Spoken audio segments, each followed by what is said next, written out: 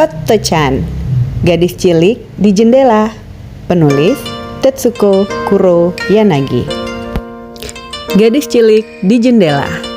Mama merasa khawatir karena Toto-chan pernah dikeluarkan dari sekolah.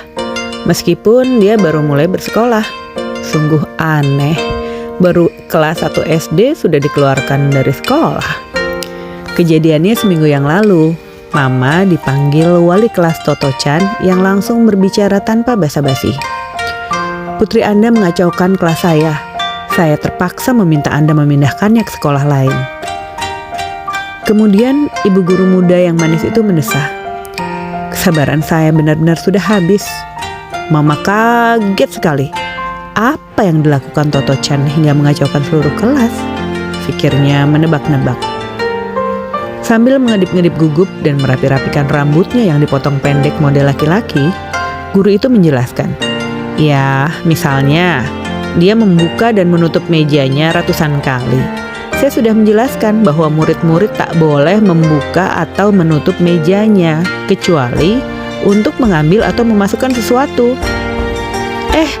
Putri Anda malah jadi terus-terusan mengeluarkan dan memasukkan sesuatu. Mengeluarkan atau memasukkan buku catatan, kotak pensil, buku pelajaran, atau apa aja yang ada di mejanya. Misalnya, waktu pelajaran menulis abjad, putri Anda membuka meja, mengeluarkan buku catatan, lalu menutup meja lagi dengan membantingnya. Kemudian dia membuka meja lagi, memasukkan kepalanya, mengeluarkan pensil, cepat-cepat membanting tutupnya, lalu menulis A. Kalau tulisannya jelek atau salah, dia akan membuka meja lagi, mengeluarkan penghapus, menutup meja, menghapus huruf itu, kemudian membuka dan menutup meja lagi untuk menyimpan penghapus. Semua itu dilakukannya dengan cepat sekali. Ketika sudah selesai menulis huruf A, dia memasukkan kembali semua peralatannya ke bawah meja satu persatu. Dia memasukkan pensil, menutup meja, lalu membukanya lagi untuk memasukkan buku catatan. Kemudian ketika dia sampai ke huruf berikutnya, dia mengulang semuanya. Mula-mula buku catatan, lalu pensil, lalu penghapus. Setiap kali melakukan itu, dia membuka dan menutup mejanya. Itu membuat saya pusing, tapi saya tak bisa memarahinya karena dia selalu membuka dan menutup mejanya dengan alasan yang benar. Bulu mata panjang guru itu bergetar semakin cepat ketika dia membayangkan kejadian yang diceritakannya. Tiba-tiba Mama mengerti kenapa Toto-chan sering sekali membuka dan menutup mejanya. Dia ingat bagaimana bersemangatnya Toto-chan waktu pulang sekolah di hari pertama. Katanya, "Sekolah asik sekali. Mejaku di rumah ada lacinya yang bisa ditarik. Tapi meja di sekolah ada tutupnya yang dibuka ke atas. Meja itu seperti peti dan kita bisa menyimpan apa saja di dalamnya. Keren sekali." Mama membayangkan Toto-chan yang dengan riang membuka dan menutup meja barunya. Mama tidak menganggap itu perbuatan nakal. Lagi pula, Toto-chan pasti akan berhenti melakukannya jika sudah bosan. Tapi Mama hanya berkata begini pada Bu Guru. Akan kunasihati dia tentang hal itu. Nada suara guru itu meninggi ketika dia melanjutkan. Saya nggak akan hilang kesabaran kalau hanya itu masalahnya. Mama jadi salah tingkah ketika guru itu mencondongkan badannya ke depan. Kalau dia tidak membuat kegaduhan dengan mejanya, dia berdiri selama jam pelajaran. Berdiri? Di mana? Tanya Mama kaget. Di depan jendela, jawab guru itu ketus. Kenapa dia berdiri di depan jendela? Tanya Mama heran. Agar dia bisa memanggil pemusik jalanan. Guru itu nyaris menjerit. Inti cerita guru itu adalah setelah 1 jam membuka menutup mejanya, Toto-chan meninggalkan tempat duduknya lalu berdiri di depan jendela, memandang keluar. Kemudian ketika guru itu mulai berpikir selama Toto-chan tidak membuat keributan, biar saja dia berdiri di sana, gadis cilik itu tiba-tiba memanggil pemusik jalanan yang berpakaian kumuh. Sesuatu yang membuat Toto-chan senang, tapi bagi gurunya menjengkelkan, yaitu kenyataan bahwa kelas mereka terletak di lantai dasar dengan jendela menghadap ke jalan. Antara dinding sekolah dan jalan hanya dibatasi pagar tanaman rendah. Jadi siapapun yang ada di dalam kelas bisa dengan mudah bercakap-cakap dengan orang yang lewat di jalan. Ketika Toto-chan memanggil mereka, para pemusik jalanan itu langsung mendekati jendela kelas. Lalu kata guru itu, Toto-chan mengumumkan kepada seisi kelas, "Mereka datang!" Dan anak-anak berlarian ke jendela sambil memanggil-manggil para pemusik itu. "Mainkan lagu!" kata Toto-chan. Rombongan kecil itu yang biasanya melewati sekolah tanpa suara memainkan musik mereka keras-keras di depan murid-murid. Maka terdengarlah lengking nyaring klarinet, bunyi gong, genderang, dan samisen. Samisen ini alat musik petik khas Jepang. Guru yang malang itu hanya bisa menunggu dengan sabar sampai kegaduhan selesai. Akhirnya, setelah lagu selesai, para pemusik itu pergi dan murid-murid kembali ke tempat duduk masing-masing. Semua kecuali Toto-chan. Ketika guru bertanya, "Kenapa kau tetap berdiri di depan jendela?" Toto-chan menjawab dengan sungguh-sungguh, "Mungkin pemusik yang lain akan lewat. Lagi pula sayang kan kalau kita sampai tak melihat rombongan yang tadi kembali." Sekarang Anda pasti bisa membayangkan betapa kelakuannya membuat kelas menjadi kacau kan, kata guru itu emosi. Mama mulai bersimpati padanya ketika sang guru meneruskan dengan suara yang makin meninggi. "Lagi pula selain itu, apalagi yang dilakukannya?" tanya Mama dengan perasaan makin gak enak. "Apalagi?" seru guru itu. "Kalau saja saya bisa menghitung apa saja yang dilakukannya, saya gak akan meminta Anda memindahkannya ke sekolah lain."